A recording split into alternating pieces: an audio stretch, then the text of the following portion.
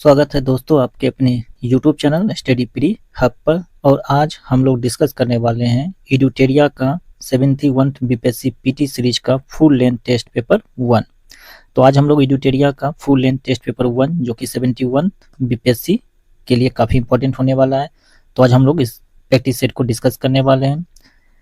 तो आपसे निवेदन है इस वीडियो सीरीज को पूरा देखें, एक लाइक जरूर करें, चैनल पर नए हैं तो चैनल को सब्सक्राइब कर ले तथा बेल आइकन दबा लें ताकि सबसे पहले वीडियो का नोटिफिकेशन आप तक मिलता रहे। इस वीडियो के नीचे आपको टेलीग्राम चैनल का लिंक मिल जाएगा, ठीक है, जिससे आप पीडीएफ प्राप्त कर सकते हैं। साथ ही साथ इस वीडियो के नीचे ही आपको एडुटेरिया का बिहार ऑब्जेक्टिव जीके यानी बिहार ऑब्जेक्टिव जीके का भी प्लेलिस्ट का लिंक मिल जाएगा। साथ ही साथ उसका पीडीएफ भी टेलीग्राम चैनल पर मिल जाएगा। तो आपसे निवेदन है कि इस वीडियो सीरीज को पूरा देखें, लाइक शेयर सब्सक्राइब जरूर करें। तो चलिए शुरुआत करते हैं 71 बीपीएससी एडुटेरिया का full length test paper 1। Question number first है, हर्षवर्धन के शासनकाल के बारे में जानकारी के निम्नलिखित में से कौन से स्रोत हैं। तो देखिए, हर्षवर्धन के जो शासनकाल के बारे में जानकारी के निम्नलिखित स्रोत है हर्षवर्धन द्वारा लिखा हुआ रत्नावली, जो संस्कृत नाटक रत्नावली है। दूसरा है बांसखेड़ा शिलालेख, यानी ऑप्शन 1 और 3 दोनों है, यानी ऑप्शन सी इसका राइट आंसर हो जाएगा, केवल 1 और 3, ठीक है। फैयान का जो यात्रा वृत्तांत है ये हर्षवर्धन के बारे में नहीं पता था, ये बताता है किसके बारे में, तो चंद्रगुप्त द्वितीय के बारे में, ठीक है। नेक्स्ट क्वेश्चन देखते हैं, क्वेश्चन नंबर 2। क्वेश्चन नंबर 2 है, निम्नलिखित विकल्पों में से कौन सा हड़प्पा सभ्यता पर प्रकाश डालता है।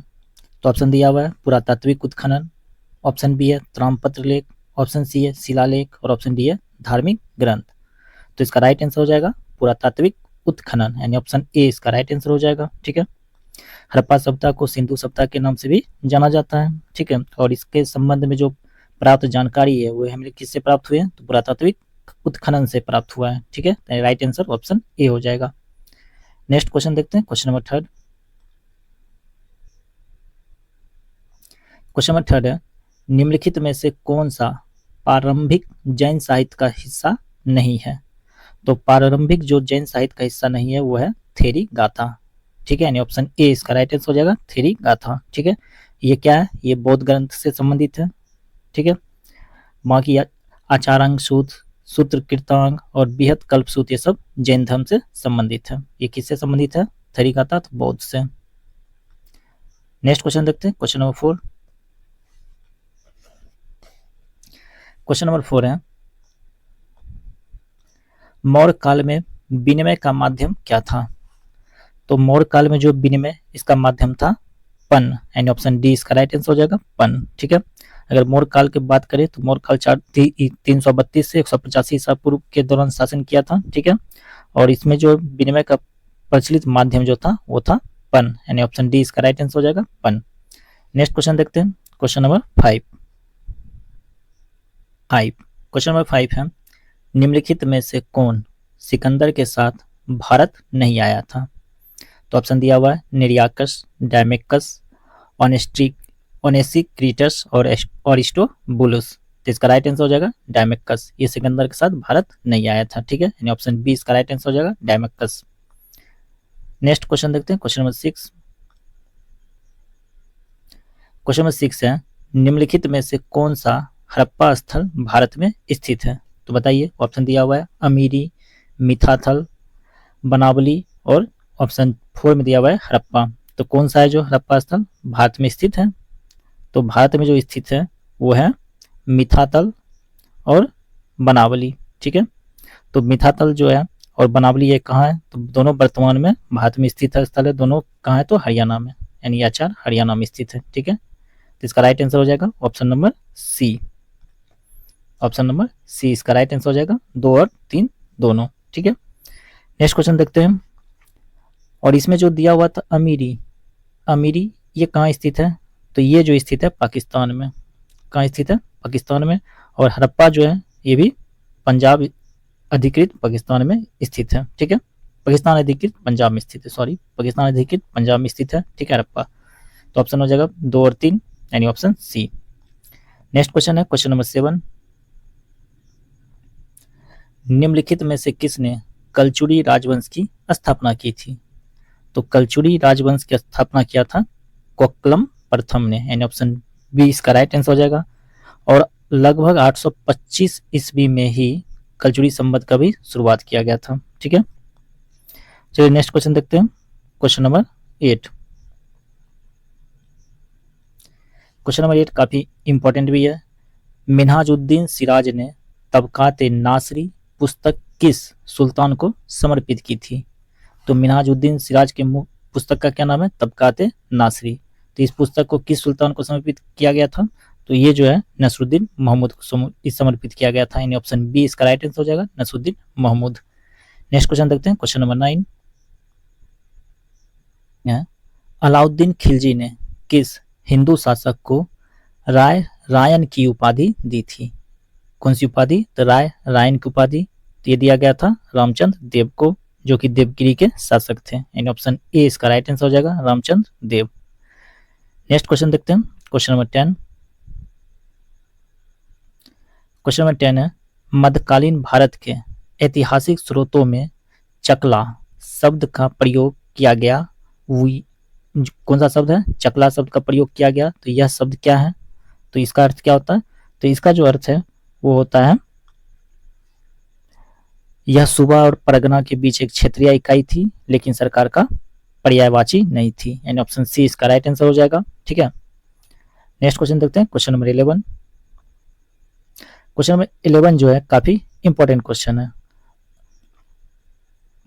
औरंगजेब ने जजिया कर किस वर्ष पुनः लागू किया था? तो औरंगजेब ने जो जजिया कर है ये लागू किया था पुनः 1679 ईस्वी में, यानी ऑप्शन डी इसका राइट आंसर हो जाएगा, 1679। ठीक है, और ये लगाया था किस पे? तो गैर मुस्लिम नागरिकों पर। किस पे? तो गैर मुस्लिम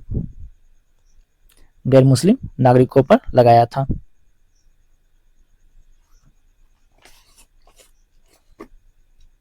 क्वेश्चन नंबर 12।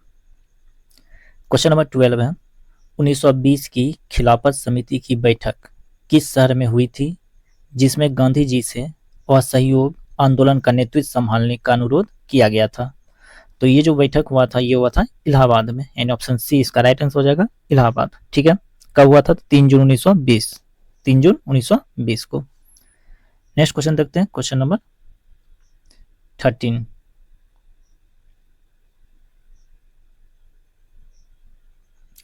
क्वेश्चन नंबर 13 है, निम्नलिखित में से कौन सा आधुनिक भारतीय इतिहास की घटनाओं का सही कालानुक्रम इंगित करता है? तो कौन सा करता है? तो ये ऑप्शन दिया हुआ है, इसमें ऑप्शन सी राइट आंसर हो जाएगा। मार्ले मिंटो सुधार ये 1919 में आया था। जलियांवाला बाग हत्याकांड ये भी मार्ले मिंटो सुधार 1909 में आया था, 1909 में। जलियांवाला बाग हत्याकांड 1919 13 अप्रैल को। ठीक, गांधी इरविन जो समझौता था ये हुआ था 1931 में। ठीक है, और अगस्त प्रस्ताव जो आया था यह था 1940 में, यानी ऑप्शन सी इसका राइट आंसर हो जाएगा। मार्ले मिंटो सुधार 1909, जलियांवाला बाग हत्याकांड 1919, गांधी इरविन समझौता 1931 और अगस्त प्रस्ताव 1940। कब? 1940। नेक्स्ट क्वेश्चन देखते हैं, क्वेश्चन नंबर 14। क्वेश्चन नंबर 14 है, किस स्वतंत्रता सेनानी ने लाठी और अखाड़ा क्लब की स्थापना की? तो किस स्वतंत्रता सेनानी द्वारा किया गया था? ये किया गया था बाल गंगाधर तिलक द्वारा, यानी ऑप्शन डी इसका राइट आंसर हो जाएगा, बाल गंगाधर तिलक। ठीक है, इन्होंने क्या किया था? लाठी और अखाड़ा क्लब की स्थापना की। नेक्स्ट क्वेश्चन देखते हैं, क्वेश्चन नंबर 15। क्वेश्चन नंबर 15 काफी भी इंपॉर्टेंट क्वेश्चन भी है। निम्नलिखित को कालानुक्रमिक क्रम में व्यवस्थित करें। ठीक है, तो चलिए व्यवस्थित करते हैं। पहले दिया हुआ फॉरवर्ड ब्लॉक, उसके बाद अगस्त प्रस्ताव, आजाद हिंद फौज का गठन और मुस्लिम लीग द्वारा मुक्ति दिवस। तो देखिए फॉरवर्ड ब्लॉक की जो स्थापना है सुभाष चंद्र बोस द्वारा ही किया गया था। ठीक है, कब किया गया था? तो 1939 में किया गया था। अगस्त प्रस्ताव 1940 में। ठीक, फॉरवर्ड ब्लॉक 1939, अगस्त प्रस्ताव 1940 में। ठीक है, उसके बाद क्या है? आजाद हिंद फौज का गठन। तो आजाद हिंद फौज का जो गठन है ये कब हुआ था? बताइए कब किया गया था? ये किया गया था 1942 में। कब? 1942 में। उसके बाद मुस्लिम लीग द्वारा मुक्ति दिवस। तो मुस्लिम लीग द्वारा जो मुक्ति दिवस है ये 1939 में। तो कब? तो 22 22 दिसंबर 1939। तो इसका राइट आंसर क्या हो जाएगा? तो पहले हो जाएगा एक, पहला एक यानी ई आंसर कट गया, ऑप्शन बी और डी कट गया, बच गया ऑप्शन ए और सी। पहले एक, उसके बाद फिर 4, तो यानी ऑप्शन सी इसका राइट आंसर हो जाएगा। एक, फिर ये 4, उसके बाद फिर ये, फिर लास्ट में ये। ठीक है, नेक्स्ट क्वेश्चन देखते हैं, क्वेश्चन नंबर 16। क्वेश्चन नंबर 16 है, भारत सरकार ने अकाल को रोकने और अकाल पीड़ितों की मदद के लिए अकाल संहिता कब लागू की? तो भारत सरकार द्वारा कब लागू किया गया? ये लागू किया गया था 1883 ईस्वी में, यानी ऑप्शन सी इसका राइट आंसर हो जाएगा 1883 में। ठीक है, नेक्स्ट क्वेश्चन देखते हैं, क्वेश्चन नंबर 17। 1765 ईस्वी में दीवानी के अधिकार मिलने के बाद अंग्रेज पहली बार किस पहाड़ी जनजाति के संपर्क में आए? तो अंग्रेज जो है पहली बार किस पहाड़ी जनजाति के संपर्क में आए थे? तो ये थे खासी। कौन सा पहाड़ी जनजाति था? खासी, यानी ऑप्शन बी इसका राइट आंसर हो जाएगा खासी। ठीक है, नेक्स्ट क्वेश्चन देखते हैं, क्वेश्चन नंबर 18।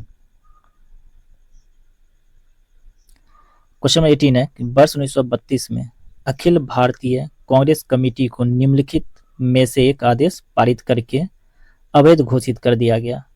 तो वह आदेश था, तो वह आदेश क्या था? तो वह आदेश था अवैध संघ अध्यादेश, यानी ऑप्शन ए इसका राइट आंसर हो जाएगा अवैध संघ अध्यादेश। ठीक है, नेक्स्ट क्वेश्चन देखते हैं, क्वेश्चन नंबर 19। क्वेश्चन नंबर 19 है,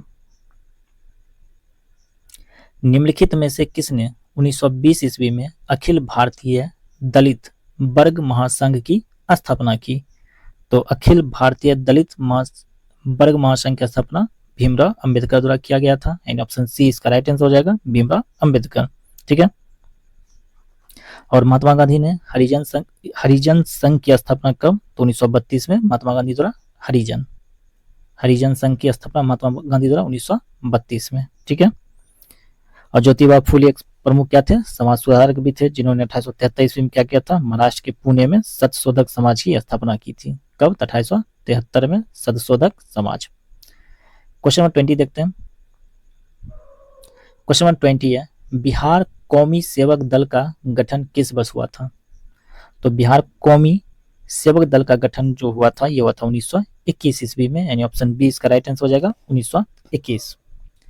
नेक्स्ट क्वेश्चन देखते हैं, क्वेश्चन नंबर 21। ब्रिटिश भारत में अकाल के संबंध में सुझाव देने के लिए निम्नलिखित में से कौन सा आयोग गठित किया गया था?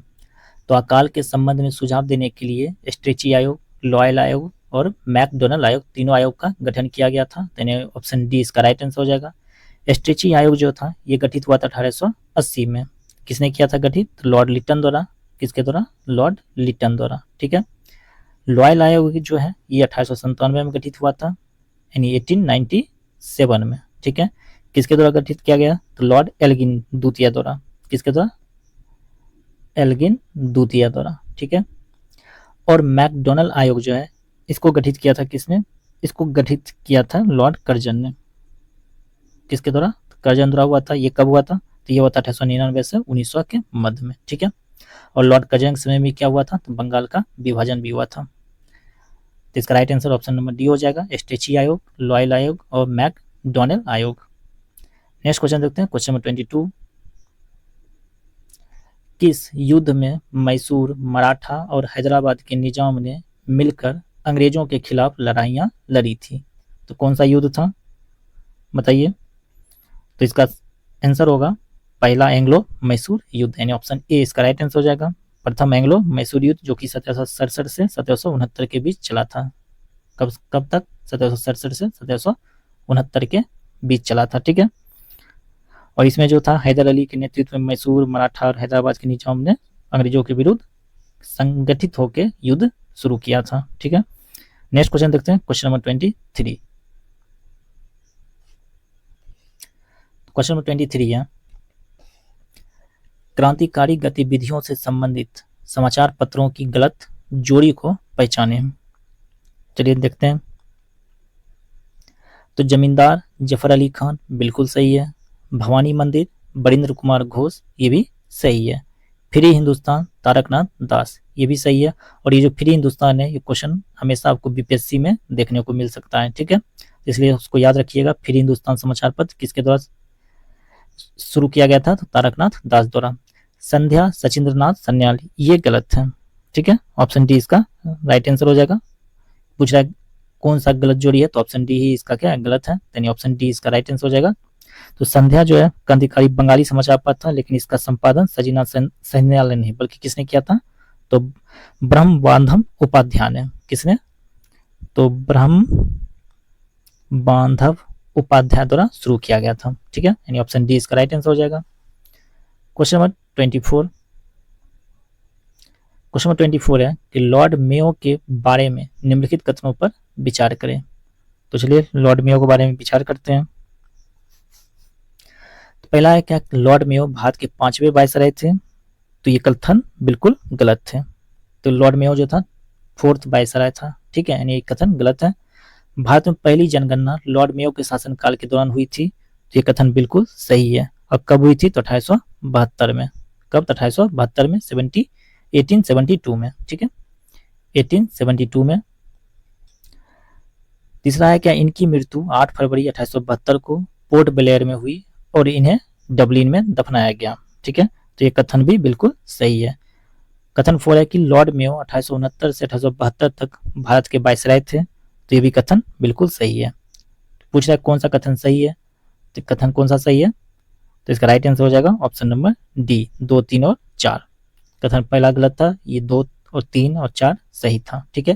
तो लॉर्ड मेयो के शासनकाल में 1872 में क्या हुआ था? पहली बार जनगणना हुआ था। ये काफी इंपॉर्टेंट प्रश्न भी है, ठीक है। नेक्स्ट क्वेश्चन देख लेते हैं, क्वेश्चन नंबर 25। 1857 के विद्रोह के प्रमुख कारणों में शामिल नहीं है।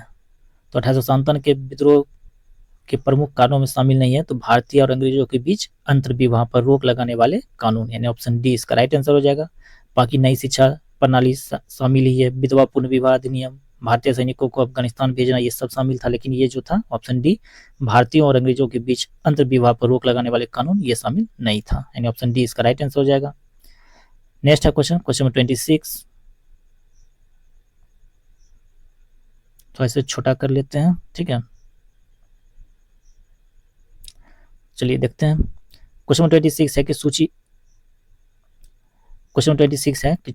1 को सूची 2 से सम्मिलित करें तथा नीचे दिए गए कूट का प्रयोग कर सही उत्तर का चयन करें।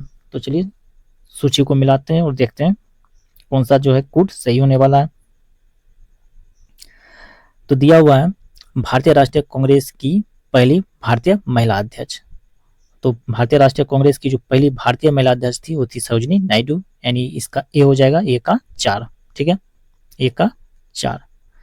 जलियांवाला बाग हत्याकांड के समय भारत के वायसराय, बताइए कौन थे वायसराय? तो था लॉर्ड चेम्सफोर्ड, यानी बी हो जाएगा।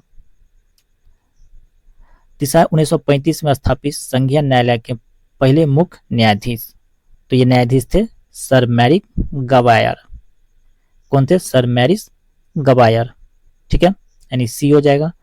और ऑप्शन डी में दिया हुआ है कि 1882 में गठित भारतीय शिक्षा आयोग के अध्यक्ष, तो W हंटर, ठीक है, यानी इसका डी हो गया। तो इसका सही आंसर हो जाएगा 4, 1, 2, 3, 4, 1, 2 और 3, ठीक है। तो चलिए ऑप्शन में देख लेते हैं। तो ऑप्शन में दिया हुआ है किसमें? 4, 1, 2, 3, यानी ऑप्शन बी इसका राइट आंसर हो जाएगा, 4, 1, 2, 3। नेक्स्ट है क्वेश्चन नंबर 27। निम्नलिखित में से किसने अलीपुर षड्यंत्र मामले में अरबिंदो घोष का बचाव किया था? कौन से षड्यंत्र में? अलीपुर षड्यंत्र के मामले में अरबिंदो घोष का बचाव किया था, बताइए किसने किया था? चित्तरंजन दास है, चारू चंद्र राय, मोतीलाल नेहरू या भूला भाई देसाई। तो राइट आंसर क्या हो जाएगा? चित्तरंजन दास, यानी ऑप्शन ए इसका राइट आंसर हो जाएगा, चित्तरंजन दास। नेक्स्ट है क्वेश्चन नंबर 28।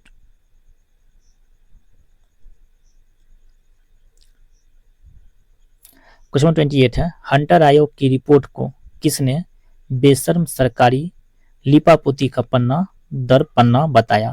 तो किसने बताया था कि बेशर्म सरकारी लिपापोती का पन्ना दर पन्ना है हंटर आयोग की रिपोर्ट को? तो इसका राइट आंसर हो जाएगा महात्मा गांधी, यानी ऑप्शन ए इसका राइट आंसर हो जाएगा, महात्मा गांधी, ठीक है। नेक्स्ट है क्वेश्चन नंबर 29। क्वेश्चन नंबर 29 है, निम्नलिखित में से किसने कहा था कि रैयतबाड़ी एक ऐसी व्यवस्था है जो भारत में हमेशा से प्रचलित रही है। तो रैयतबाड़ी जो एक ऐसी व्यवस्था है जो भारत में हमेशा से प्रचलित रही है, यह कथन किसका है? तो ये जो कथन है, ये कथन है थॉमस मुनरो का, यानी ऑप्शन डी इसका राइट आंसर हो जाएगा, थॉमस मुनरो। ठीक है, ये रैयतबाड़ी व्यवस्था से भी संबंधित है, थॉमस मुनरो और कैप्टन रीड भी। ठीक है, लेकिन कथन किसका? थॉमस मुनरो का। नेक्स्ट क्वेश्चन देख लेते हैं, क्वेश्चन नंबर 30।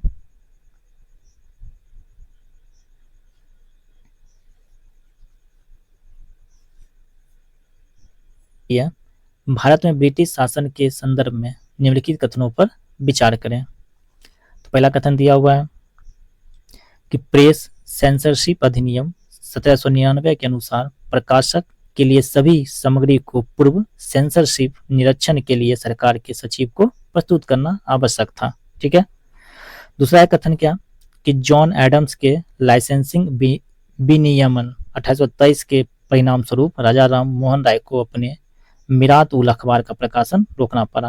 तो ये जो दोनों कथन है, दोनों कथन सत्य है। ठीक है, तो इसका राइट आंसर क्या हो जाएगा?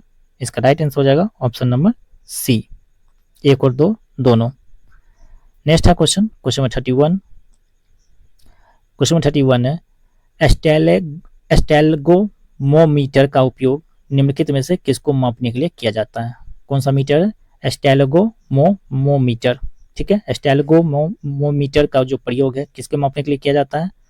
तो इसका प्रयोग किया जाता है पृष्ठ तनाव को मापने के लिए, यानी ऑप्शन बी इसका राइट आंसर हो जाएगा, पृष्ठ तनाव। नेक्स्ट क्वेश्चन देखते हैं, क्वेश्चन नंबर 32।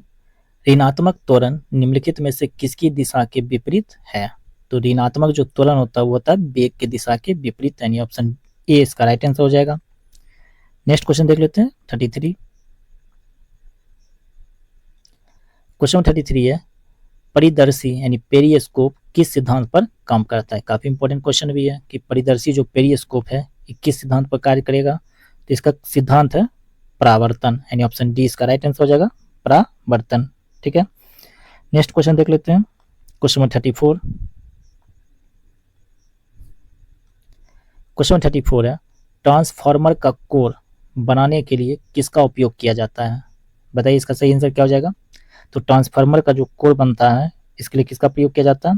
इसके लिए प्रयोग किया जाता है सॉफ्ट आयरन का, यानी ऑप्शन डी इसका राइट आंसर हो जाएगा, सॉफ्ट आयरन।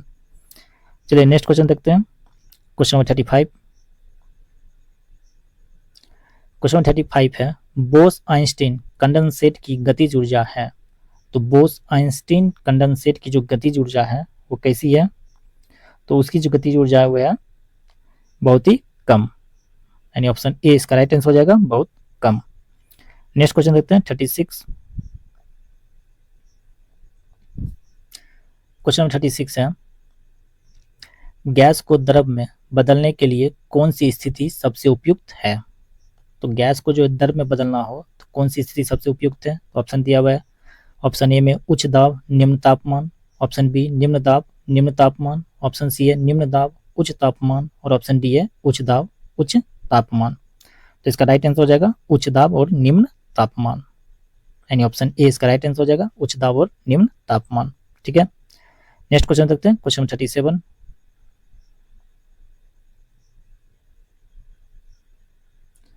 क्वेश्चन 37 है, प्रतिचुंबकीय पदार्थ की चुंबकीय प्रकृति क्या है? तो प्रतिचुंबकीय पदार्थ की जो चुंबकीय प्रकृति है वो ऋणात्मक होती है, यानी ऑप्शन बी इसका राइट आंसर हो जाएगा, ऋणात्मक। क्वेश्चन 38,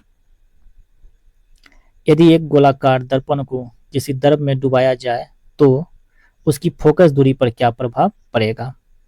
तो यदि कोई एक गोलाकार दर्पण को किसी द्रव में डुबाया जाता है तो उसका जो फोकस दूरी होगा वो हमेशा अपरिवर्तित रहेगा, यानी ऑप्शन डी इसका राइट आंसर हो जाएगा, अपरिवर्तित। नेक्स्ट है क्वेश्चन 39।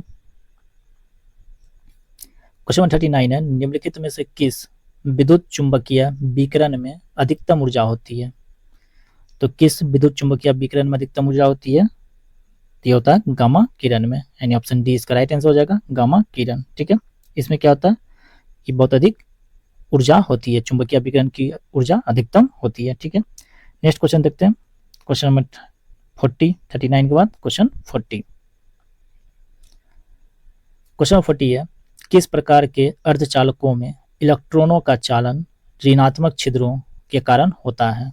तो बताइए किस प्रकार के अर्धचालकों में इलेक्ट्रॉनों का जो चालन है वो ऋणात्मक छिद्रों से होता है? तो इसका राइट आंसर हो जाएगा पी प्रकार के अर्धचालक, यानी ऑप्शन ए इसका राइट आंसर हो जाएगा, पी प्रकार के अर्धचालक। चलिए नेक्स्ट क्वेश्चन देखते हैं 41।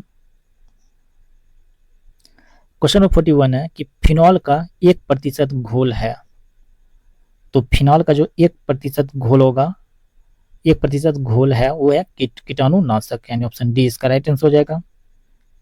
क्या इसका कहने का मतलब हुआ कि फिनॉल का जो 1% घोल है वो कीटाणुनाशक के रूप में उपयोग किया जाता है। ठीक है, नेक्स्ट क्वेश्चन देखते हैं 42 है, निम्नलिखित में से किसका अपवर्तनांक सबसे अधिक है? तो पूछ रहा है अपवर्तनांक। अपवर्तनांक होता क्या है? अपवर्तनांक क्या होता है? तो अपवर्तनांक होता है जब कोई पदार्थ से कोई प्रकाश गुजरता है तो वह या तो कितना धीमा हो जाता है या फिर कितना मुड़ जाता है, उस चीज को हम लोग अपवर्तनांक कहते हैं। ठीक है, यानी मुड़ने की दिशा को अपवर्तनांक कहा जाता है। इसमें पूछ रहा है कितना किसका अपवर्तनांक सबसे अधिक है? तो देखिए इसमें कांच का जो अपवर्तनांक है वो काफी अधिक होता है, इसका लगभग 1.5 से 1.54 तक होता है। बेंजीन की अगर बात करते हैं तो बेंजीन का होता है 1.50। ठीक है, जल का अपवर्तनांक, कभी कभी जल का भी अपवर्तनांक पूछ जाता है, तो इसका होता है 1.33।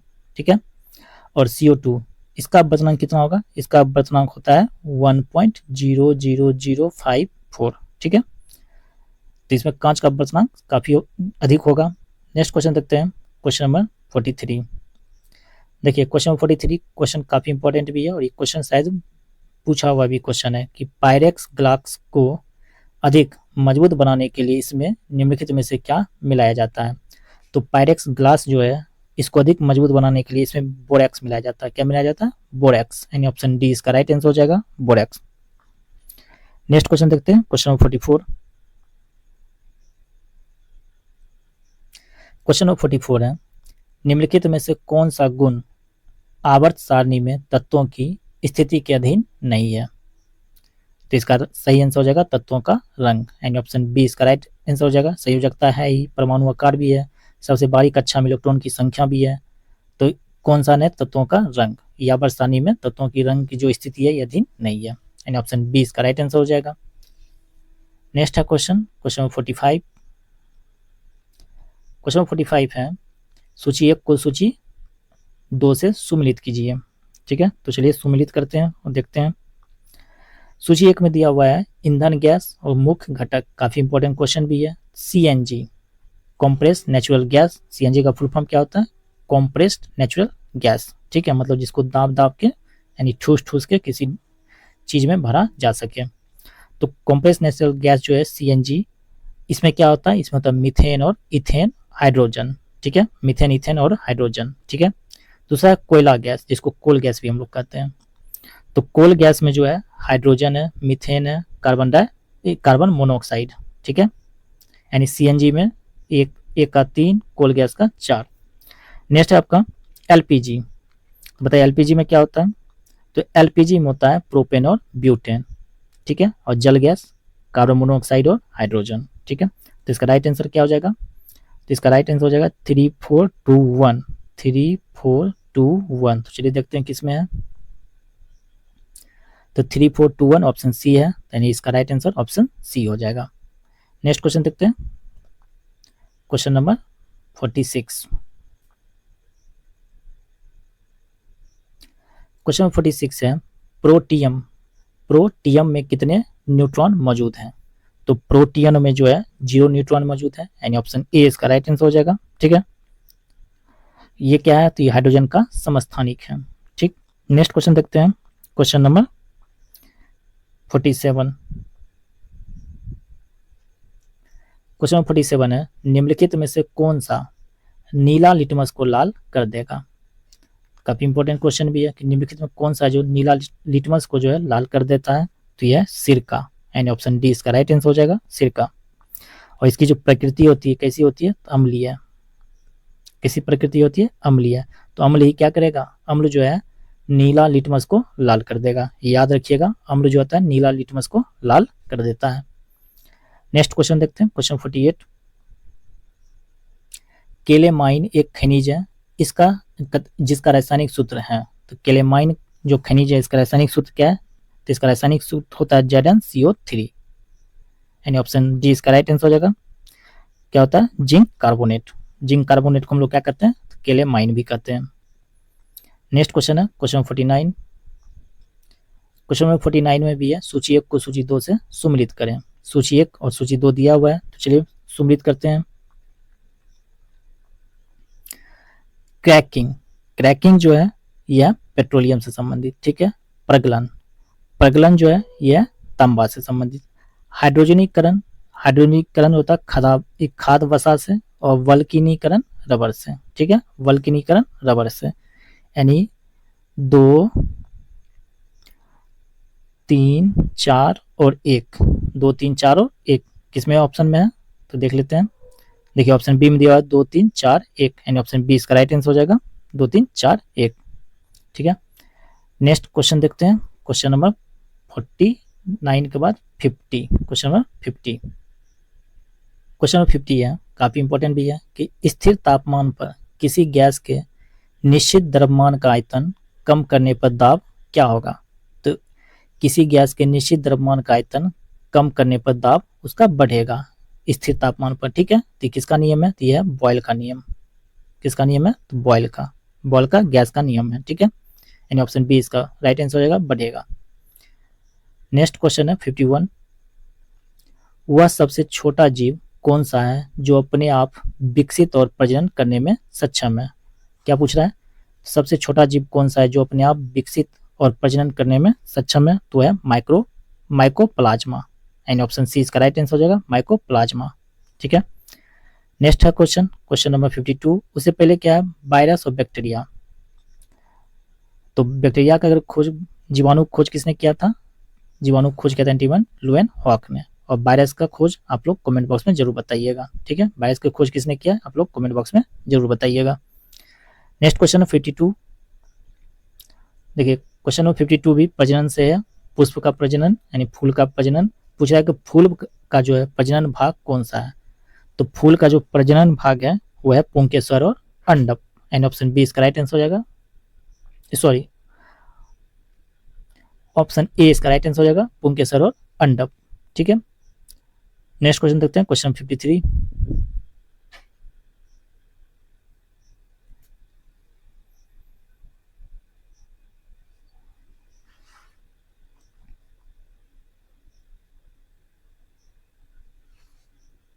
शरीर की वृद्धि और नई कोशिकाओं के निर्माण के लिए सबसे आवश्यक पोषक तत्व कौन सा है।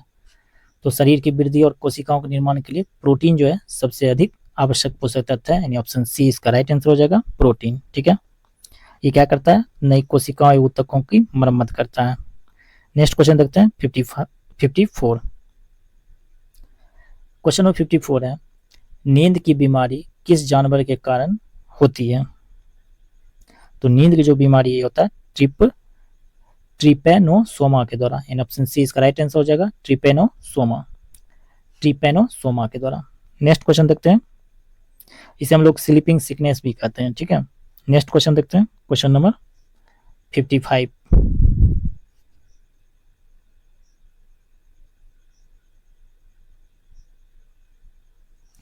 क्वेश्चन 55 है, mRNA वैक्सीन निम्नलिखित में से किससे संबंधित है। तो mRNA वैक्सीन जो है किससे संबंधित है, तो ये संबंधित है कोरोना वायरस से, यानी ऑप्शन ए इसका राइट आंसर हो जाएगा, कोरोना वायरस। नेक्स्ट है क्वेश्चन 56।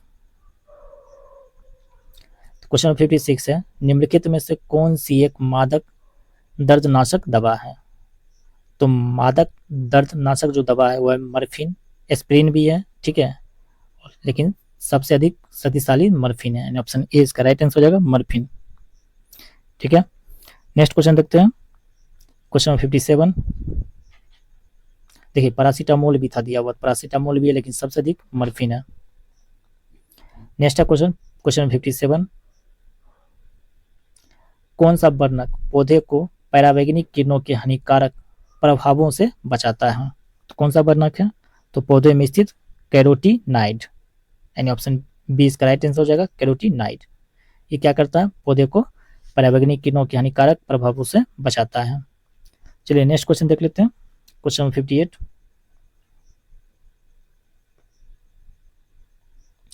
क्वेश्चन 58 है, निम्नलिखित में से किस प्रक्रिया में ऊष्मा ऊर्जा उत्पन्न होती है? तो किस प्रक्रिया में ऊष्मा ऊर्जा उत्पन्न होती है? तो इसका राइट आंसर हो जाएगा श्वसन की प्रक्रिया में, यानी ऑप्शन ए इसका राइट आंसर हो जाएगा, ब्रीथिंग। ब्रीथिंग में क्या होता है, यानी रिस्पायरेशन में क्या होता है? तो ऊष्मा ऊर्जा उत्पन्न होती है। नेक्स्ट है क्वेश्चन 59। निम्नलिखित में से किसने बताया कि कोशिकाएं विभाजित होती है और मौजूदा कोशिकाओं के विभाजन से नई कोशिकाएं बनती है? बताइए किसने बताया था? तो ये बताया था बिरचो ने, ठीक है, यानी ऑप्शन बी इसका राइट आंसर हो जाएगा, बिरचो। चलिए नेक्स्ट क्वेश्चन देखते हैं, क्वेश्चन नंबर 60 है, पौधे में लचीलापन किस ऊतक के कारण होता है? तो पौधे में जो लचीलापन ये होता है कोलेनकाइमा के कारण, यानी ऑप्शन ए इसका राइट आंसर हो जाएगा। दूसरा है पेरेनकाइमा, इसके कारण क्या होता है? इसके कारण होता है प्रकाश संश्लेषण की क्रिया, ठीक है, खाद्य पदार्थों का भंडारण। स्क्लेरेनकाइमा जो है इसमें क्या होता है? इसे जो मृत कोशिकाओं से ये तो बना होता है मृत कोशिकाओं से, ठीक है, और ये क्या करता है? कठोरता प्रदान करता है। और लास्ट एरेनकाइमा, ये क्या करता है? ये कोशिकाओं के भीतर वायु स्थान और गैसों का विनिमय में काफी महत्वपूर्ण भूमिका निभाता है, ठीक है, एरेनकाइमा। नेक्स्ट है क्वेश्चन 61। क्वेश्चन 61 है, पंचायती राज संस्थाओं में अनुसूचित जातियों और अनुसूचित जनजातियों के लिए आरक्षण किस अनुच्छेद के तहत प्रदान किया गया है? तो अनुच्छेद 243D, काफी इंपॉर्टेंट क्वेश्चन भी था और इजी क्वेश्चन भी था, अनुच्छेद 243 के डी के तहत, ठीक है। नेक्स्ट है क्वेश्चन है क्वेश्चन 62। निम्नलिखित में से कौन सा युग्म या अनुच्छेद प्रावधान सही सुमिलित नहीं है? तो चलिए देखते हैं। ए में दिया हुआ है अनुच्छेद 124 सर्वोच्च न्यायालय अभिलेख न्यायालय होगा, ये कथन बिल्कुल गलत है। तो अनुच्छेद 124 में क्या है? सर्वोच्च न्यायालय की स्थापना से संबंधित है। दूसरा अनुच्छेद 132 सर्वोच्च न्यायालय का अपीलीय क्षेत्राधिकार, बिल्कुल सही है। अनुच्छेद 143 सर्वोच्च न्यायालय की सलाह का शक्ति, ये भी सही है। और अनुच्छेद 136 सर्वोच्च न्यायालय द्वारा अपील की विशेष अनुमति, ये भी सही है। तो हमारा राइट आंसर क्या हो जाएगा? तो हमारा राइट आंसर हो जाएगा ऑप्शन नंबर ए, सुमिलित नहीं है। नेक्स्ट है क्वेश्चन नंबर 63। भारतीय संविधान की प्रस्तावना में कितने प्रकार की समानता का उल्लेख किया गया है? तो भारतीय संविधान की प्रस्तावना में 2 प्रकार की समानता का उल्लेख है, एक है अवसर की समानता, दूसरा है प्रतिष्ठा। क्या है? प्रतिष्ठा, ठीक है, यानी ऑप्शन ए इसका राइट आंसर हो जाएगा 2। नेक्स्ट क्वेश्चन देखते हैं 64।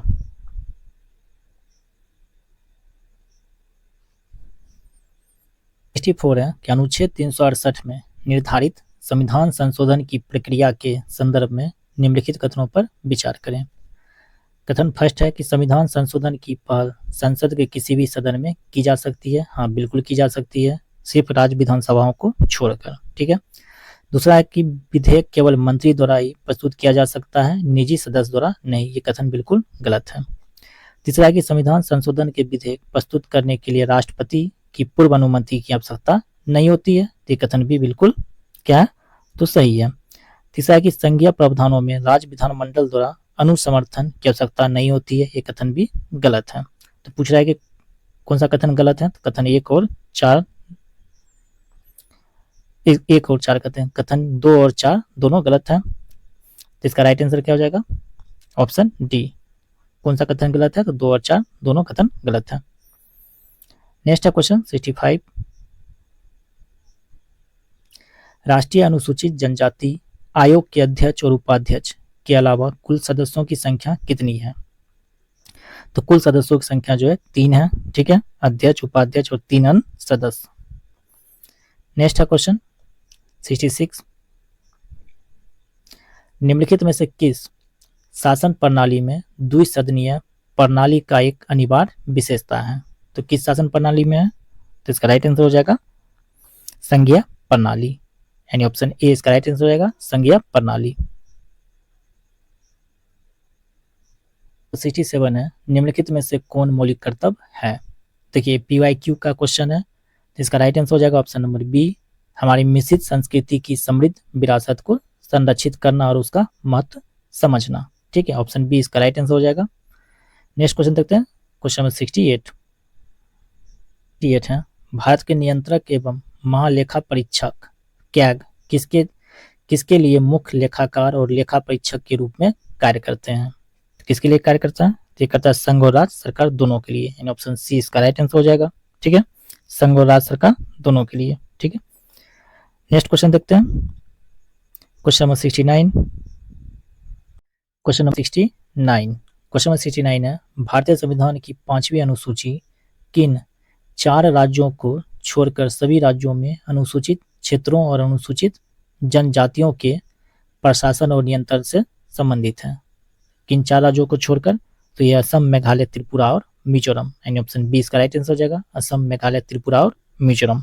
ठीक है, नेक्स्ट क्वेश्चन देखते हैं, क्वेश्चन नंबर 70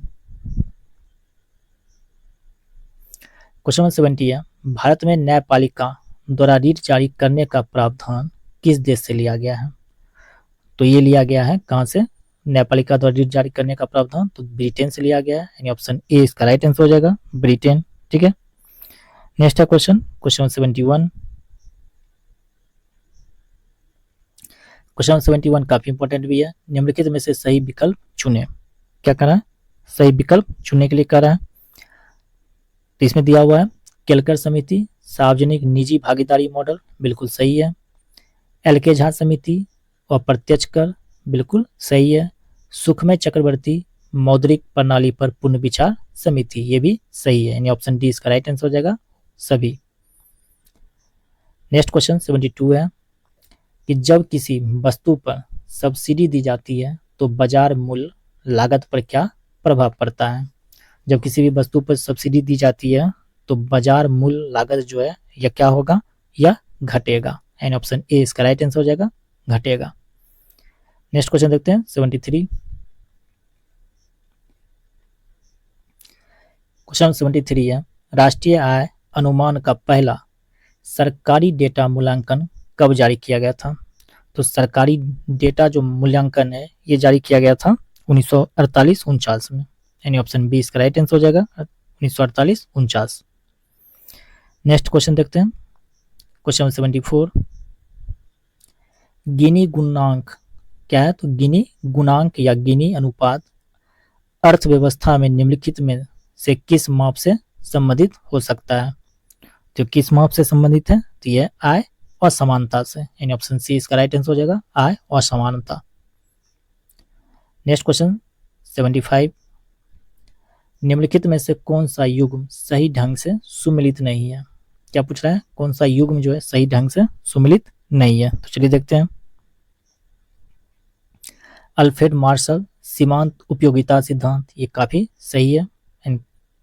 जे.एम. किन्स ब्याज की तरलता वरीयता सिद्धांत, ये भी सही है।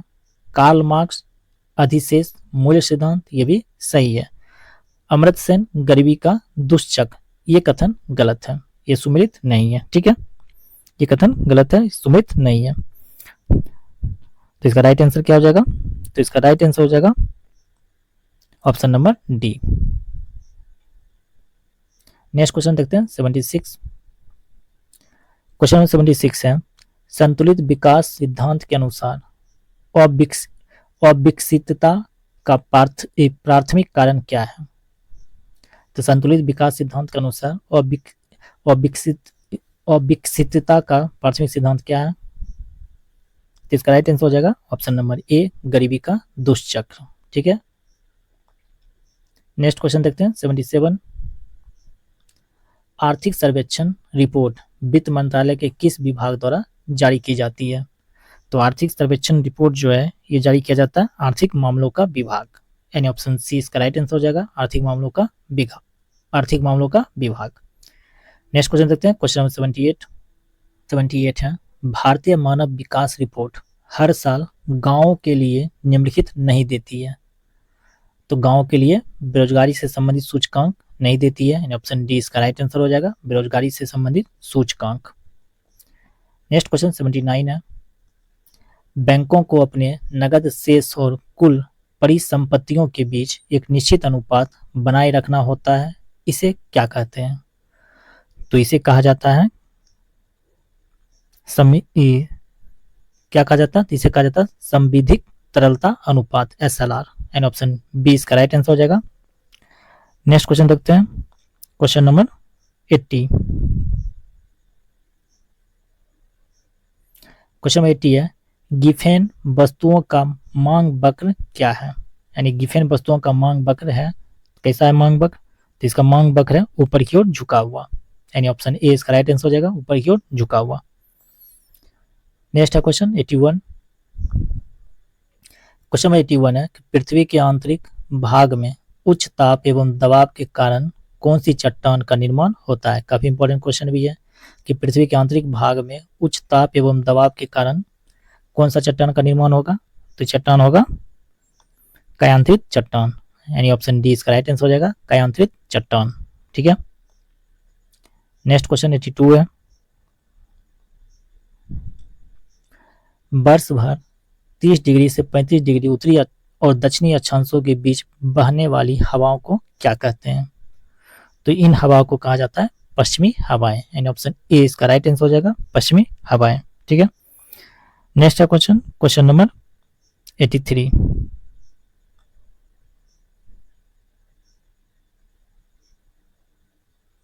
क्वेश्चन 83 है, निम्नलिखित में से हिमालय की सबसे पूर्वी चोटी कौन सी है? तो सबसे पूर्वी चोटी जो है वह नामचा बरवा, यानी ऑप्शन ए इसका राइट आंसर हो जाएगा, नामचा बरवा। ठीक है, हिमालय की सबसे पूर्वी चोटी नामचा बरवा। नेक्स्ट क्वेश्चन देखते हैं, क्वेश्चन 84। क्वेश्चन 84 है, नीलगिरी और अन्नामलाई पहाड़ियों के बीच स्थित दर्रा कौन सा है? तो नीलगिरी और अन्नामलाई पहाड़ियों के बीच स्थित जो दर्रा है वह है पाल घाट, यानी ऑप्शन बी इसका राइट आंसर हो जाएगा, पाल घाट। ठीक है। उसके बाद देखते हैं हम लोग, दिया हुआ है थाल घाट। तो थाल घाट जो है महाराष्ट्र में मुंबई और नासिक के बीच स्थित है, जो कि पश्चिमी घाट का हिस्सा है। भोर घाट भी कहाँ है? तो यह मुंबई पुणे रेलवे, मुंबई और पुणे के बीच में। और लास्ट है गोरम घाट। तो गोरम घाट कहाँ है? तो राजस्थान में स्थित है, अरावली पर्वतमाला, ठीक है, में सुंदर रेल मार्गों के लिए जाना जाता है गोरम घाट। हमारा आंसर हो जाएगा option number B. Next question देख लेते हैं, क्वेश्चन नंबर 85। क्वेश्चन 85 है, निम्नलिखित में से कृषि पद्धतियों का सही क्रम कौन सा है? तो चलिए देखते हैं। तो कृषि पद्धतियों का जो सही क्रम है वो है पहले मिट्टी की तैयारी करना, फिर बुआई, फिर सिंचाई, फिर कटाई, यानी ऑप्शन बी इसका राइट आंसर हो जाएगा। नेक्स्ट क्वेश्चन 86 है कि भारत की जनगणना 2011 के अनुसार देश में सर्वाधिक दशकीय जनसंख्या वृद्धि दर वाला जिला कौन सा है? तो बताइए कौन सा है? तो इसका राइट आंसर हो जाएगा ऑप्शन नंबर बी, कुरंग कुमे। कौन सा है? तो कुरंग कुमे। ठीक है, ये कहाँ का है? तो एपी, अरुणाचल प्रदेश का जिला है कुरंग कुमे। नेक्स्ट क्वेश्चन देखते हैं 87। क्वेश्चन 87 है, निम्नलिखित में से कौन भारत का विश्व स्तर पर स्वीकृत राष्ट्रीय हॉटस्पॉट नहीं है? कौन सा नहीं है? तो इसका राइट आंसर हो जाएगा गारो हिल्स, एंड ऑप्शन बी इसका राइट आंसर हो जाएगा गारो hills.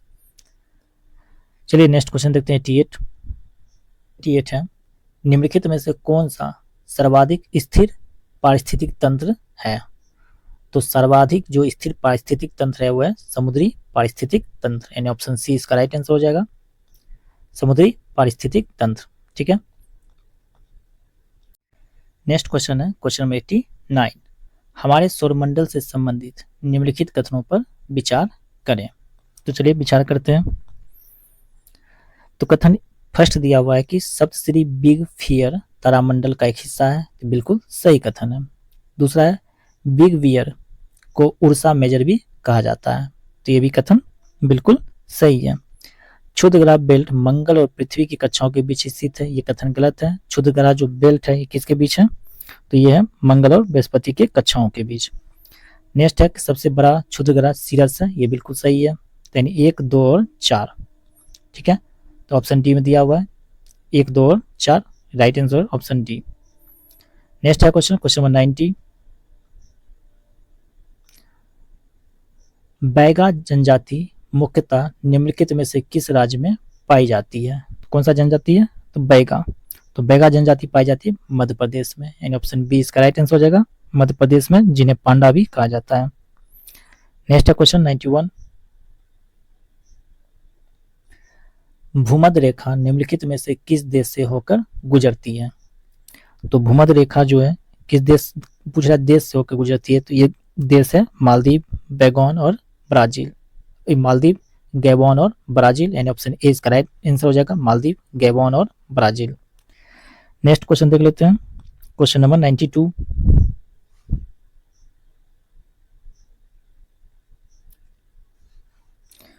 Question number 92। Question number 92 है, नामीब रेगिस्तान कहाँ स्थित है? तो ये स्थित है अफ्रीका में, यानी ऑप्शन बी इसका राइट आंसर हो जाएगा। नेक्स्ट है क्वेश्चन नंबर 93। क्वेश्चन नंबर 93 में सूची 1 को सूची 2 से सम्मिलित कीजिए और नीचे दिए गए कूट का प्रयोग करके सही उत्तर चुनिए। ठीक है, चलिए मैच करते हैं। एंडीज, एक तरफ पर्वत दिया हुआ है, दूसरी तरफ महाद्वीप। तो एंडीज जो है ये दक्षिण अमेरिका महाद्वीप से संबंधित है, यानी दक्षिण अमेरिका महाद्वीप में है। अल्ताई जो है एशिया में है। अल्पस किसका है? यूरोप का है। और अल्पेशियन उत्तरी अमेरिका का। ठीक है, यानी 4, 3, 1 और 2। देखिए किस में दिया हुआ है, 4, 3, 1 और 2, यानी ऑप्शन सी में दिया हुआ है 4, 3, 1 और 2। राइट आंसर ऑप्शन सी हो जाएगा। नेक्स्ट क्वेश्चन 94 है, 0 डिग्री अक्षांश और 0 डिग्री देशांतर किस महासागर में एक दूसरे से मिलते हैं? तो 0 डिग्री अक्षांश और 0 डिग्री जो देशांतर, ये दोनों मिलता है अटलांटिक महासागर में, इन ऑप्शन ए इसका राइट आंसर हो जाएगा, अटलांटिक महासागर। नेक्स्ट है 95। क्वेश्चन 95 है, निम्नलिखित में से कौन सा देश स्वर्ण त्रिभुज के अंतर्गत नहीं आता है? तो कौन सा देश जो है स्वर्ण त्रिभुज के अंतर्गत नहीं आता है? तो वो देश है वियतनाम।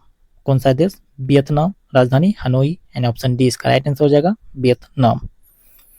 चलिए नेक्स्ट क्वेश्चन 96 देखते हैं। 96 है कि बिहार प्रांतीय कांग्रेस का दूसरा अधिवेशन किसके प्रयासों से आयोजित हुआ था? तो ये हुआ था 1909 में। कहाँ पे? तो भागलपुर में 1909 में हुआ था, बाबू दीप नारायण सिन्हा के प्रयासों से, यानी ऑप्शन डी इसका राइट आंसर हो जाएगा, Babu Deep Narayan Sinha. Next question number 97 है, कर्नाट वंश के किस शासक ने कर्नाट कुलभूषण की उपाधि धारण की थी? काफी इंपॉर्टेंट क्वेश्चन भी है, पूछा है कर्नाट वंश के किस शासक ने कर्नाट कुलभूषण की उपाधि धारण की थी? तो ये आंसर हो जाएगा नानदेव, यानी ऑप्शन ए इसका राइट आंसर हो जाएगा, नानदेव। और अंतिम शासक कौन थे? हरि सिंह देव थे। ठीक है, नेक्स्ट है क्वेश्चन 98। बिहार में सैन्य अभियान आयोजित करने और बिहार को दिल्ली सल्तनत के अधीन लाने वाला पहला शासक कौन था? तो पहला शासक जो था वो था इल्तुतमिश, यानी ऑप्शन बी इसका राइट आंसर हो जाएगा, इल्तुतमिश दिल्ली सल्तनत का तीसरा शासक था। ठीक है, नेक्स्ट क्वेश्चन देख लेते हैं, क्वेश्चन नंबर 99। क्वेश्चन नंबर 99 है, बाज बहादुर जो 1607 में बंगाल का गवर्नर बना को कुल खान की उपाधि किसने दी? कौन सी उपाधि है? कुल खान। कुल खान की उपाधि किसने दी थी? तो इसे दिया गया था जहांगीर के द्वारा, यानी ऑप्शन ए इसका राइट आंसर हो जाएगा, जहांगीर। जहांगीर ने इसे कुल खान की उपाधि दी थी। नेक्स्ट क्वेश्चन देखते हैं, क्वेश्चन नंबर 100। क्वेश्चन नंबर 100 है, मांझी प्रथा निम्नलिखित में से किस विद्रोह से संबंधित है?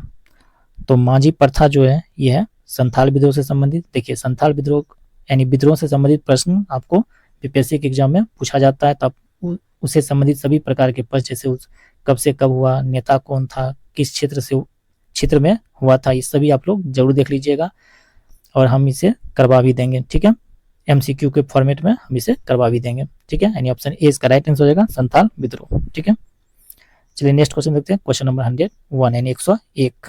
101 है, पीर मोहम्मद मुनीस ने अपनी किस पत्रिका में चंपारण के किसानों की दुर्दशा का मर्मिक चित्रण किया था या किया है? तो किस पत्रिका में किया था? तो इस पत्रिका का नाम है प्रताप, यानी ऑप्शन बी इसका राइट आंसर हो जाएगा प्रताप। क्वेश्चन नंबर 102, मुजफ्फरपुर में होम रूल लीग की स्थापना किसने की? तो मुजफ्फरपुर में होम रूल लीग की स्थापना जनकधारी प्रसाद ने की थी, यानी ऑप्शन ए इसका राइट आंसर हो जाएगा जनकधारी प्रसाद। नेक्स्ट है क्वेश्चन 103,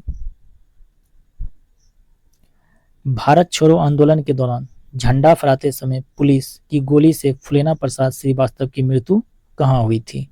तो पुलिस की गोली से जो फुलेना प्रसाद श्रीवास्तव जी की मृत्यु हुई थी, कहाँ पे हुई थी? तो मृत्यु हुई थी सिवान में, यानी ऑप्शन सी इसका राइट आंसर हो जाएगा Siwan, C for Siwan, S for Siwan होता है।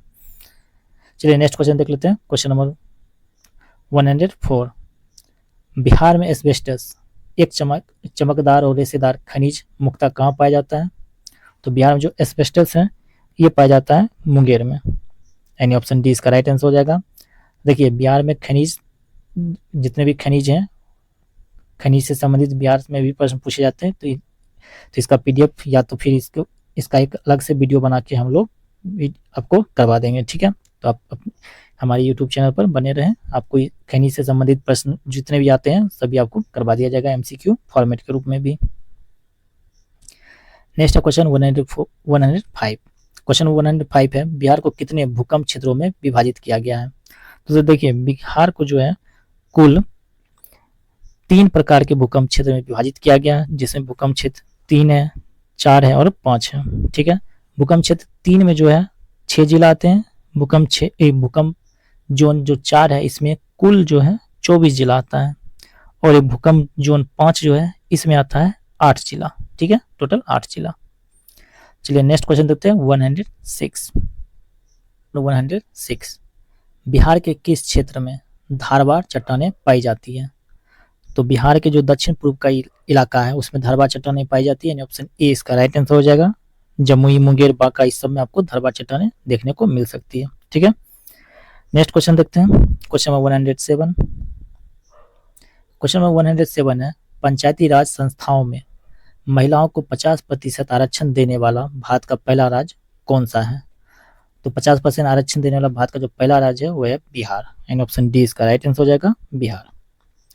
नेक्स्ट है क्वेश्चन 108, संविधान सभा में बिहार से कितने सदस्य शामिल थे? तो संविधान सभा में बिहार से जो थे कुल 36 सदस्य शामिल थे, ठीक है? नेक्स्ट क्वेश्चन देखते हैं 109, क्वेश्चन 109 है, किस राज्य में अल्पसंख्यक आयोग को पहली बार वैधानिक शक्तियां दी गई है? किस राज्य में दिया गया? तो दिया गया बिहार में, यानी ऑप्शन ए इसका राइट आंसर हो जाएगा बिहार। नेक्स्ट क्वेश्चन 110, क्वेश्चन 110 है कि जीविका बिहार सरकार की एक पहल है, इसका मुख्य उद्देश्य है, तो इसका जो मुख्य उद्देश्य है वह है गरीबी उन्मूलन। क्या है? तो गरीबी उन्मूलन है, यानी ऑप्शन सी इसका राइट आंसर हो जाएगा गरीबी उन्मूलन। नेक्स्ट क्वेश्चन देखते हैं क्वेश्चन 111,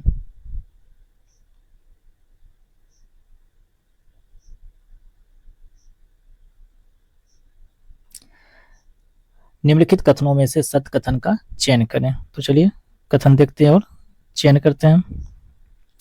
विश्व धरोहर समिति के 47वें सत्र का आयोजन पेरिस में हुआ है, तो कथन बिल्कुल सही है। दूसरा है कि भारत के मराठा सैन्य परिदृश्यों को 44वें धरोहर के रूप में शामिल किया गया है, तो ये भी कथन जो है बिल्कुल सही है, करंट अफेयर का है प्रश्न।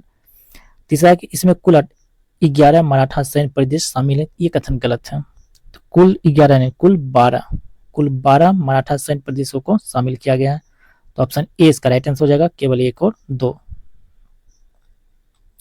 क्वेश्चन नंबर 112, 11वें भारत मक्का शिखर सम्मेलन का आयोजन कहाँ हुआ?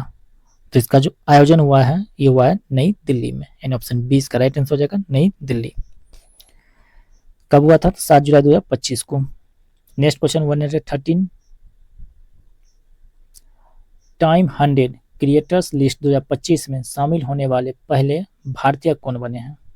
तो जो पहले भारतीय हैं वे हैं प्राजक्ता कोली, यानी ऑप्शन सी इसका राइट आंसर हो जाएगा प्राजक्ता कोली। नेक्स्ट क्वेश्चन है क्वेश्चन नंबर 114, क्वेश्चन 114 है, सार्वजनिक वितरण प्रणाली पीडीएस में राशन वितरण के लिए आधार आधारित फेस ऑथेंटिफिकेशन शुरू करने वाला देश का पहला राज्य कौन बना है? तो ये बना है Himachal Pradesh, and option D इसका राइट आंसर हो जाएगा। फेस ऑथेंटिफिकेशन करने वाला पहला राज्य बना है हिमाचल प्रदेश। ठीक है, नेक्स्ट क्वेश्चन देखते हैं, क्वेश्चन नंबर 115। क्वेश्चन 115 है, केंद्र सरकार ने किस दिन को संविधान हत्या दिवस के रूप में मनाया? किस दिन को मनाया? तो 25 जून को, एंड ऑप्शन बी इसका राइट आंसर हो जाएगा 25 जून। चलिए नेक्स्ट क्वेश्चन देखते हैं, क्वेश्चन नंबर 116 है, भारत की पहली क्वांटम कंप्यूटिंग वैली कहाँ शुरू की जाएगी? तो ये जो पहली क्वांटम कंप्यूटिंग वैली है ये अमरावती, आंध्र प्रदेश के अमरावती में शुरू की जाएगी, एंड ऑप्शन डी इसका राइट आंसर हो जाएगा अमरावती। नेक्स्ट है 117, सबसे अधिक तेंदुओं की संख्या वाला महानगर तथा भारत की तेंदुआ राजधानी कौन बन गया है? तो भारत का जो तेंदुआ राजधानी है वो बन गया बेंगलुरु, एंड ऑप्शन ए इसका राइट आंसर हो जाएगा बेंगलुरु। ये सब करंट अफेयर का प्रश्न है। ठीक है, नेक्स्ट है क्वेश्चन 118, किस राज्य सरकार ने औद्योगिक विकास को बढ़ावा देने के लिए उद्योग क्रांति की शुरुआत की है? तो किस राज्य सरकार ने शुरू किया है? तो ये किया है पंजाब ने, एंड ऑप्शन सी इसका राइट आंसर हो जाएगा पंजाब। क्वेश्चन नंबर 119 है, केंद्रीय पर्यटन मंत्रालय ने किस राज्य में भारत का पहला पानी के नीचे संग्रहालय और कृत्रिम चट्टान विकसित करने की घोषणा की है? तो किस राज्य में? तो महाराष्ट्र ने, एंड ऑप्शन बी इसका राइट आंसर हो जाएगा महाराष्ट्र। नेक्स्ट है क्वेश्चन 120, हाल ही में खबरों में रहे बगलिहार बांध किस नदी पर स्थित है? तो बगलिहार जो बांध है ये स्थित है चिनाब नदी पे, एंड ऑप्शन डी इसका राइट आंसर हो जाएगा चिनाब नदी। ठीक है, तो कहाँ पे? तो जम्मू कश्मीर के रामबन जिले में स्थित है। कौन जिला? तो रामबन जिला। ठीक है, रामबन जिला में स्थित है। नेक्स्ट क्वेश्चन देखते हैं 121।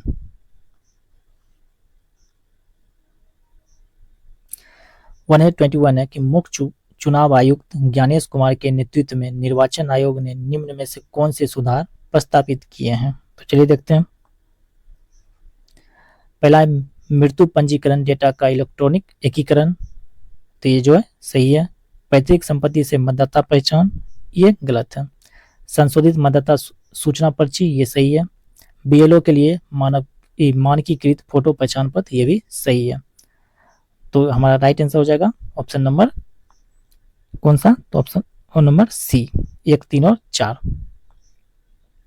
नेक्स्ट है क्वेश्चन 122, देखिए काफी इंपॉर्टेंट भी है। महिला संवाद अभियान किस राज्य द्वारा प्रारंभ किया गया है? तो महिला संवाद अभियान जो है ये प्रारंभ किया गया है किसके द्वारा? तो बिहार द्वारा, यानी ऑप्शन ए इसका राइट आंसर हो जाएगा बिहार। क्वेश्चन नंबर 123, ऑपरेशन सिंदूर का ब्यौरा यानी 7 मई 2025 को प्रदान करने वाले विदेश सचिव का क्या नाम है? तो विदेश सचिव का नाम है विक्रम मिश्री, यानी ऑप्शन डी इसका राइट आंसर हो जाएगा विक्रम मिश्री। नेक्स्ट 124, भारतीय आम के निर्यात को बढ़ावा देने के लिए इंडियन मैंगो मोनिया 2025 का आयोजन किस शहर में किया गया था? इसका जो आयोजन है ये किया गया अबू धाबी में, यानी ऑप्शन ए इसका राइट आंसर हो जाएगा अबू धाबी। नेक्स्ट देखते हैं क्वेश्चन 125, निम्नलिखित कथनों पर विचार करें। पहला कथन है अंगोला एक उत्तरी अफ्रीकी देश है, ये कथन बिल्कुल गलत है। दूसरा है कि हाल ही में अंगोला अंतर्राष्ट्रीय सौर गठबंधन IS फ्रेमवर्क समझौता पर हस्ताक्षर करने वाला 121वां देश बन गया, तो ये भी कथन गलत है। 121वां देश नहीं बल्कि 100 कौन सा देश है? 23वां देश है, 123वां देश है। तो इसका सही आंसर हो जाएगा ऑप्शन नंबर सी, ना तो 1 और ना ही 2, ऑप्शन डी ना तो 1 और ना ही 2, ऑप्शन डी इसका राइट आंसर हो जाएगा। दोनों कथन गलत है। क्वेश्चन नंबर 126 है, सिपरी रिपोर्ट 2025 के अनुसार सर्वाधिक सैन्य खर्च करने वाले देशों में भारत का स्थान कितना है? तो भारत का जो स्थान है वो है 5वां, यानी ऑप्शन सी इसका राइट आंसर हो जाएगा। दूसरे स्थान पर चीन है, तीसरा पर रूस, चौथा पर जर्मनी और पहला स्थान पर कौन है? तो आप लोग कमेंट बॉक्स में जरूर बताइएगा पहला स्थान किसका है, कमेंट बॉक्स में जरूर बताइएगा। दूसरा स्थान पर तो चीन है, ठीक है, दूसरा स्थान पर चीन, भारत का स्थान 5वां। नेक्स्ट है क्वेश्चन नंबर 127। 2025 में जारी poverty and equity brief report PEB के संबंध में निम्नलिखित कथनों पर विचार करें। तो चलिए कथन है, कथन पर विचार करते हैं। यह रिपोर्ट विश्व व्यापार संगठन WTO द्वारा जारी किया जाता है, ठीक है। तो ये कथन बिल्कुल गलत है। ये किसके द्वारा जारी किया जाता है? विश्व बैंक द्वारा। दूसरा है कि इसके अनुसार भारत में गरीबी रेखा से नीचे जीवन यापन करने वाले 16.2% से घटकर 2.3% रह गए हैं। कथन बिल्कुल सही है। तीसरा है कि लगभग 17 करोड़ लोग को अत्यधिक गरीबी से बाहर निकाला गया। तो ये भी सही है। तो हमसे पूछ रहा है क्या? असत्य कथन का चयन करने। तो असत्य कथन केवल ए, यानी ऑप्शन नंबर ए इसका राइट आंसर हो जाएगा, केवल एक। नेक्स्ट क्वेश्चन देखते हैं। Question number 128। भारत सरकार ने विमानन क्षेत्र में ग्राउंड हैंडलिंग करने वाली सलेबी कंपनी पर प्रतिबंध लगाया है। यह कंपनी किस देश की है? तो जो सलेबी कंपनी है किस देश की है? तो ये कंपनी है तुर्की की, यानी ऑप्शन बी इसका राइट आंसर हो जाएगा, तुर्की। नेक्स्ट क्वेश्चन देखते हैं 129। भारत के पहले संविधान संग्रहालय का उद्घाटन कहाँ किया गया? काफी इंपॉर्टेंट क्वेश्चन है करेंट अफेयर का। तो ये किया गया सोनीपत में, यानी ऑप्शन सी इसका राइट आंसर हो जाएगा, सोनीपत, ठीक है। कहाँ पे? तो OP Jindal global university Sonipat Haryana में। ये भी याद रखिएगा, कहाँ पे? तो OP Jindal global university Sonipat Haryana. Question number 130 है। सूची 1 में महोत्सव या त्योहार दिया हुआ है, सूची 2 में स्थल। कहता है गलत मिलान का चयन करें। तो चलिए गलत मिलान का चयन करते हैं। पहला है अंबुबाची मेला। तो अंबुबाची मेला गुवाहाटी में, बिल्कुल सही है, गुवाहाटी असम, बिल्कुल सही है, जून में लगा था। दूसरा है खीर भवानी उत्सव। खीर भवानी उत्सव जून में हुआ था जम्मू कश्मीर में, ये भी सही है। खुबानी फूल उत्सव। तो खुबानी फूल उत्सव जो है ये हुआ था लद्दाख में, उत्तराखंड में नहीं बल्कि कहाँ? तो लद्दाख में, लद्दाख में, ठीक है। चापचर कूट त्योहार मिजोरम में। तो ये बिल्कुल सही है, ठीक है। तो हमारा राइट आंसर हो जाएगा ऑप्शन नंबर सी, जो कि कथन गलत है। चलिए नेक्स्ट क्वेश्चन देखते हैं 131। केंद्रीय बजट 2025-26 को पेश करते समय कोट किया गया कथन कोई देश केवल उसकी मिट्टी से नहीं है बल्कि देश उसके लोगों से किसका है? तो ये जो है कथन है ये ऑप्शन नंबर सी गुराजादा अप्पा राव का। किनका कथन है? तो गुराजादा अप्पा राव का कथन है, ठीक है।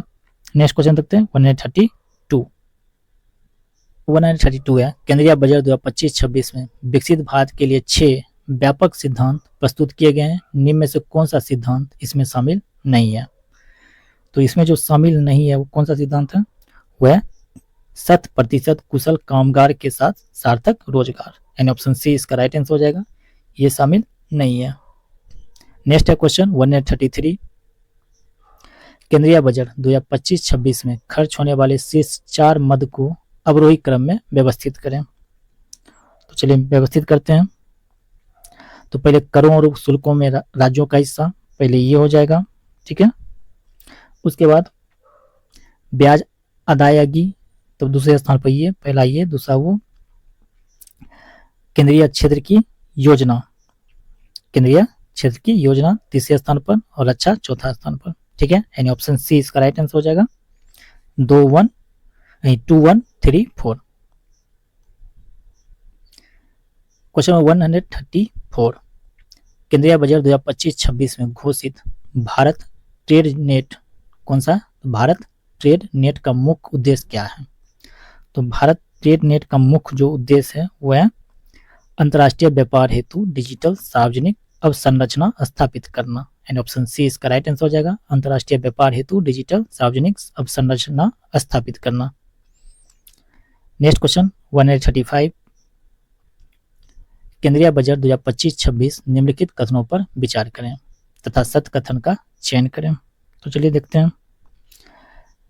नई कर व्यवस्था के अंतर्गत वेतनभोगी करदाताओं के लिए आयकर छूट की सीमा 12.75 लाख रुपए होगी। बिल्कुल सही है।